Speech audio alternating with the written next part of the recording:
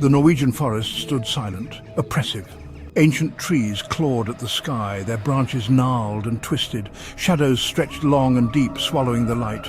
A chill wind whispered through the pines, carrying a haunting melody. It spoke of secrets, of forgotten things, of ancient beings best left undisturbed. Villagers spoke in hushed tones. Fear clung to their words like morning mist. People had vanished.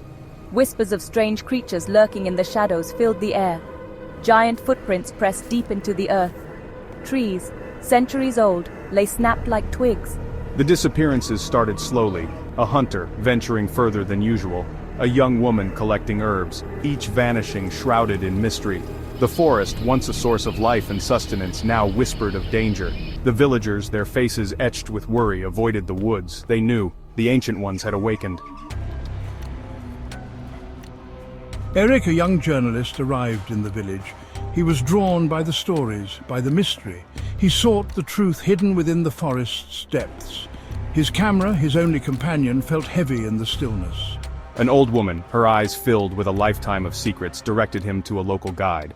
"He knows the forest," she croaked, her voice raspy.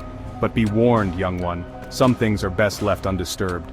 The guide, a man of few words and even fewer smiles, waited by the edge of the woods.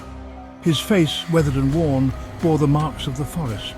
He moved with an uncanny stillness, his eyes constantly scanning the shadows.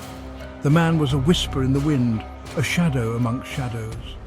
Eric, despite his unease, felt a flicker of excitement. This was it, the start of his story.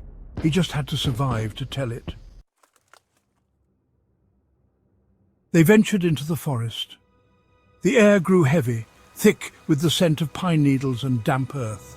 The sun, a pale ghost behind the dense canopy, offered little comfort. The guide moved with a predator's grace, his footsteps silent on the forest floor. Hours turned into a blur of green and grey. The deeper they went, the more oppressive the atmosphere became. The forest felt alive, watching. Eric, his senses on high alert, felt a shiver run down his spine. They reached a clearing. Giant trees lay scattered like fallen warriors. Their roots, ripped from the earth, clawed at the sky. A silence, deeper than any Eric had ever known, descended upon them. He felt a presence, ancient and powerful. The guide froze, his hand shooting out to stop Eric. His eyes, wide with a primal fear, darted around the clearing. He whispered, his voice barely audible, "They are watching us." Eric, his heart pounding in his